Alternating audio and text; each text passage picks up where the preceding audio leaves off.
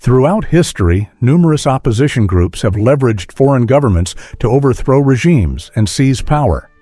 Yet today, it has become exceedingly difficult for anti-government organizations to rely on hostile foreign forces to achieve success.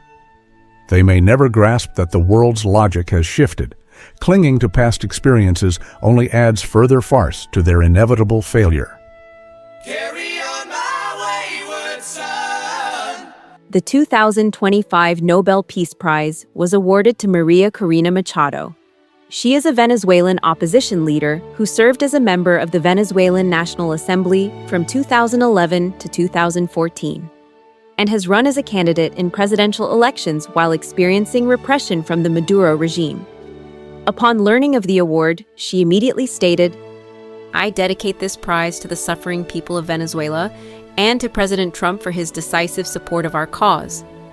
She was well aware of Trump's eagerness for this award, and she knew even more keenly that without American backing, her hopes of overthrowing the Nicolas Maduro government were slim. That's why earlier, in February 2025, during an interview organized by Trump's son, she explicitly stated that after taking office, she would privatize Venezuela's state-owned oil industry and place it under the control of American companies. Forget about Saudi Arabia. Forget about the Saudis. We have more oil. Infinite potential.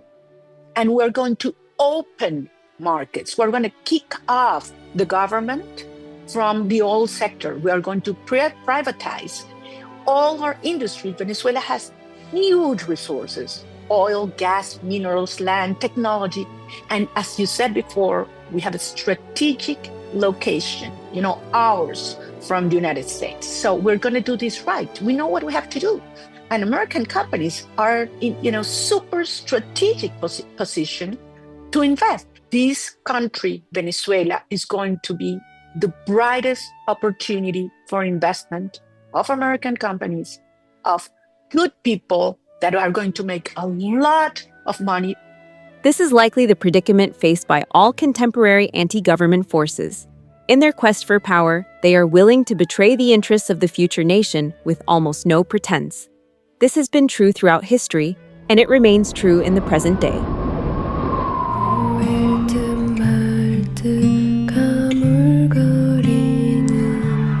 In my work, Ideas and Action, I repeatedly emphasize that human actions are purposeful to secure personal advantage.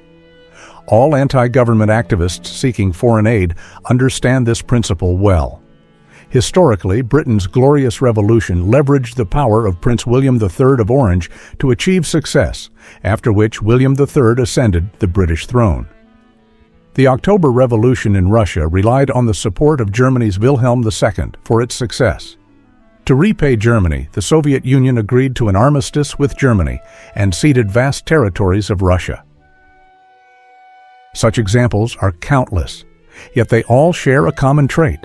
The newly established nations belong to private right states, not nation-states or public power states.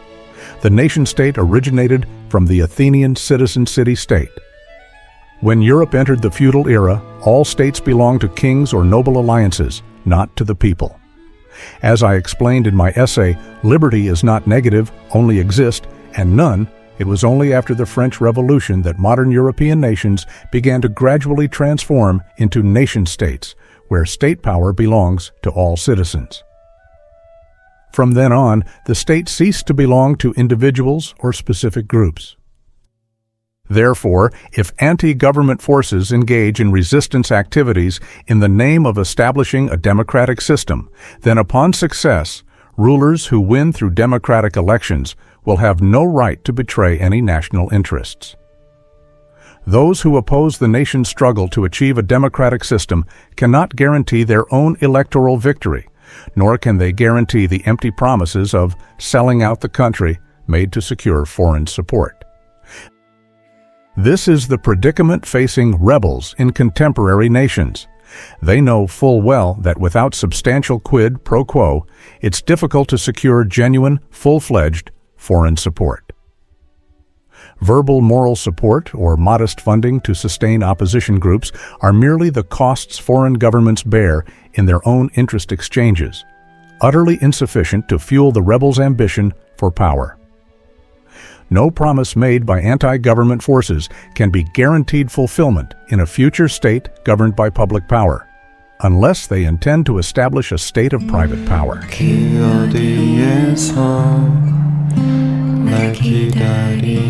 Is it possible in contemporary times for anti-government forces to achieve success by relying on foreign powers?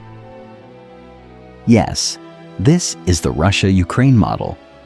The Russia-Ukraine war is the result of pro-Russian, anti-Ukrainian forces within Ukraine selling out Ukrainian territory? Of course, one could also say Russia exploited Ukrainian opposition to wage a war of territorial annexation. Contemporary Russia is not a genuine public power state. It has long been transformed into a private power state, jointly manipulated by Putin and the oligarchs who support him. This is precisely why he could forge a mutually beneficial alliance with Ukrainian opposition forces. Russia gains territory, while the opposition secures a semi-autonomous dictatorial status, akin to Chechnya's oligarchic position within Russia. The current ruler of Chechnya, Ramzan Kadyrov, was the predecessor of Akhmat Kadyrov, the son of the former leader. His family not only achieved autonomy for Chechnya within Russia, but also became quasi-monarchs in the region, hereditarily monopolizing Chechnya's political rule. Therefore, opponents who pin their hopes on foreign powers for success can only establish governments based on private power. Moreover, securing the backing of a private power state significantly increases the likelihood of success. Given that Western nations have now become public power states, one cannot expect democratic countries to support the establishment of a public authority, democratic system within an authoritarian state. No nation's people would sacrifice their own vital interests without restraint or support another country's anti-government forces without seeking reciprocity. Regrettably, the more democratic a government becomes, the stronger its people's influence grows and the less willing they are to bear excessive costs. Thus, all overseas dissidents residing in democratic nations who fail to recognize this reality will inevitably face disappointment and ultimately descend into resentment. María Corina Machado was right to insist on returning to her homeland to lead the opposition. Her roots lie with the Venezuelan people. Her success depends on the awakening and support of her countrymen. But her hopes pinned on the Trump administration are futile. Unless, that is, Trump becomes king of the United States. That is precisely why some groups of overseas democracy activists residing in the U.S. spare no effort in supporting America's descent into anti-intellectualism, anti-human rights, and anti-universal values, unwittingly betraying their democratic conscience to support the so-called chosen one, thereby laying the groundwork for an authoritarian America. Because they know full well that democracy is but a slogan, a mere fig leaf for those whose hearts yearn for power. To seize power, there is only one path: to become a Kadyrov under King Trump. Carry